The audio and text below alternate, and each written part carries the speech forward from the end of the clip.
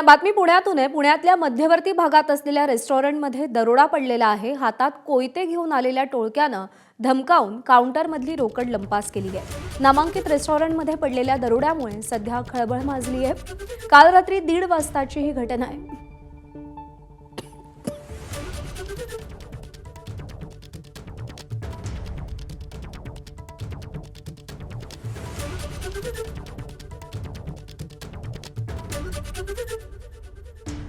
हे जी सीसीटीव्ही कॅमेरामध्ये रेकॉर्ड झाली आहे। हातात कोयते घेऊन एका टोळक्यानं या रेस्टॉरंटमध्ये प्रवेश केला आणि त्याचा धाक दाखवत काउंटरवरचे सगळे पैसे लुबाडून नेले। रात्री 1:30 वाजताची ही घटना आहे। पुण्यातल्या मध्यवर्ती भागात असलेल्या रेस्टॉरंटमध्ये हा सगळा प्रकार घडलाय। या रेस्टॉरंटचं शटर उघडून हे कोयतेधारी टोळकं रेस्टॉरंटमध्ये शिरतानाची दृश्य आहे। मिकी घई आपले प्रतिनिधी सध्या आपल्यासोबत आहेत। मिकी, आतापर्यंत या कोयतेधारी टोळक्याची मजल गाड्यांची तोडफोड करणं, दहशत पसरवण्यापर्यंत होती। आता दरोडेही घातले जात आहेत। काय अपडेट्स आहेत?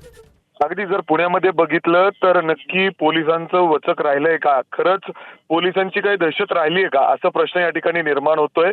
पुणेकर सुरक्षित आहेत का? कारण आतापर्यंत जर आपण बघितलं तर कोयतेची जी गँग होती, जी टोळी आहेत, ते वाहनांची तोडफोड करत असताना किंबहुना हातात कोयते घेऊन दहशत माजवण्याचा प्रयत्न करत होते। मात्र आता थेट हे सगळे कोयते घेऊन दरोडे देखील टाकायला सुरुवात झालेली आहे वेगवेगळ्या हॉटेल्समध्ये।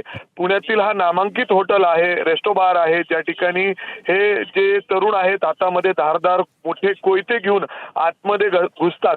त्या ठिकाणी जे कस्टमर बसलेले आहेत त्यांना देखील कोयत्याचा धाक दाखवून एका बाजूला केलं जातं आणि काउंटरमध्ये जे काही पैसे आहेत, जे काही वेगवेगळे मूल्यवान तिथं वस्तू आहेत, ते तिथून घेऊन जातात।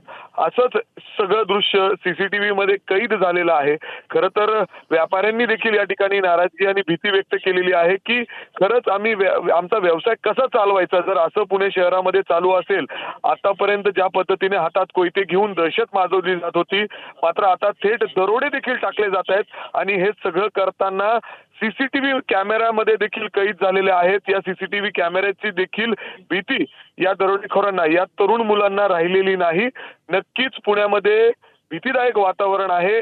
पोलीस नक्की करतायत तरी काय, असा प्रश्न या ठिकाणी सर्वसामान्य पुणेकरांना पडलाय। मिकी, धन्यवाद दिलेल्या माहितीसाठी। एबीपी माझा, उघडा डोळे बघा नीट।